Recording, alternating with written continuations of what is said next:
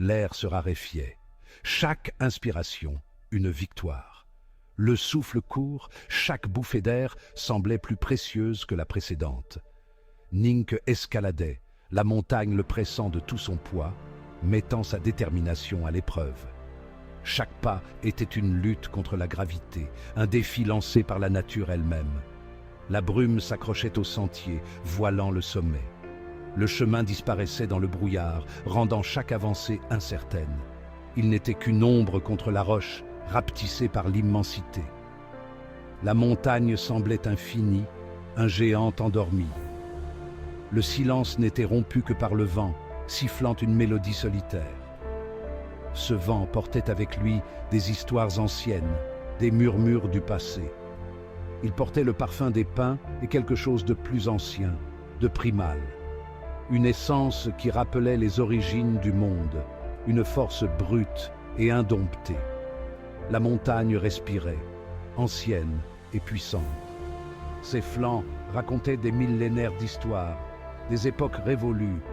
Ningke sentait sa présence, une entité vivante gardant ses secrets. Chaque pierre, chaque arbre semblait murmurer des secrets oubliés, des légendes perdues dans le temps.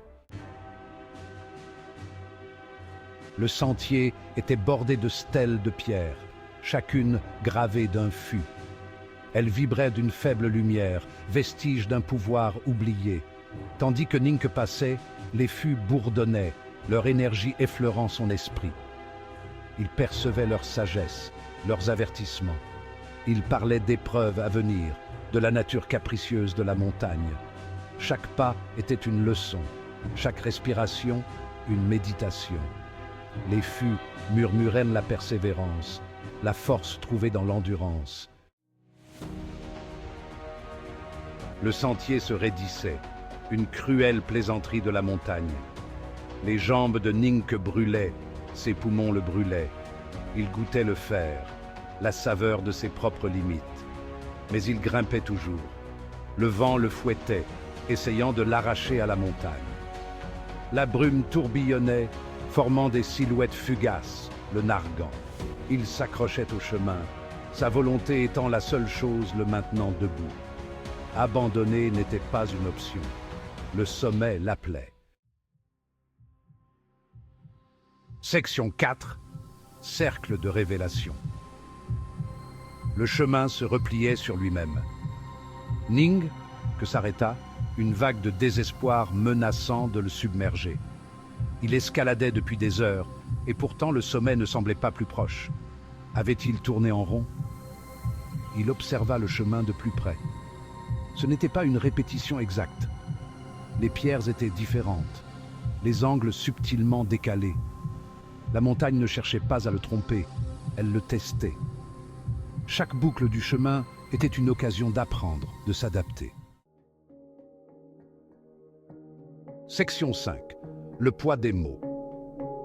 Ning,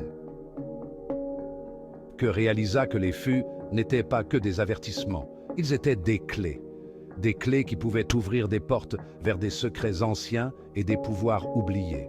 Chacun détenait une pièce du puzzle, une partie essentielle du tout, un moyen de naviguer dans le sentier labyrinthique de la montagne.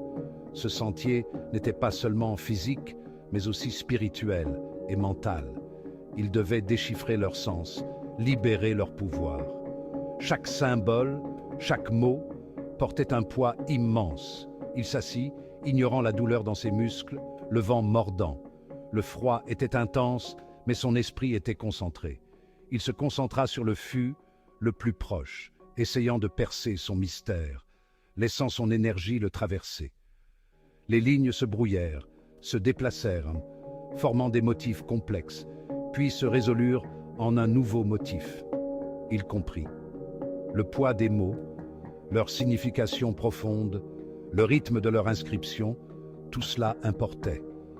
Chaque détail, chaque nuance avait un rôle crucial à jouer. Section 6. Un chemin non conventionnel. Armé de sa nouvelle connaissance, Ningke aborda le chemin différemment. Il ne se contenta pas de grimper, il dansa. Ses pas suivaient le rythme des fûts, ses mouvements faisant écho à leur flux. Il utilisa l'énergie de la montagne contre elle-même, puisant sa force dans le vent, se servant de la brume comme couverture.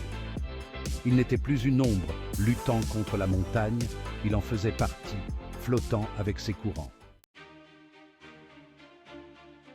Section 7.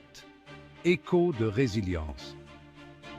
Dans les moments les plus sombres, c'est souvent la résilience qui nous guide. Le sommet restait caché, mais Ning ne désespérait plus. Chaque pas qu'il faisait, chaque souffle qu'il prenait, le rapprochait de son but. Il avait trouvé son rythme, son propre chemin. La forêt dense ne pouvait plus l'arrêter, car il avait appris à écouter la nature. La montagne l'avait mise à l'épreuve, brisée, mais ce faisant, elle avait révélé sa force. Chaque rocher, chaque rafale de vent était un test de sa détermination. Le voyage était loin d'être terminé, mais Ning Ke savait qu'il atteindrait le sommet.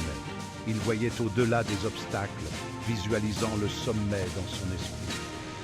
Il avait regardé au cœur de la montagne et y avait trouvé son propre reflet. Ce reflet lui montrait non seulement ses faiblesses, mais aussi sa force intérieure. Les échos de la persévérance, de la résilience résonnaient en lui.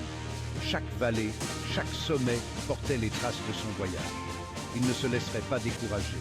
Peu importe les défis à venir, il continuerait à avancer, porté par les échos de sa propre résilience.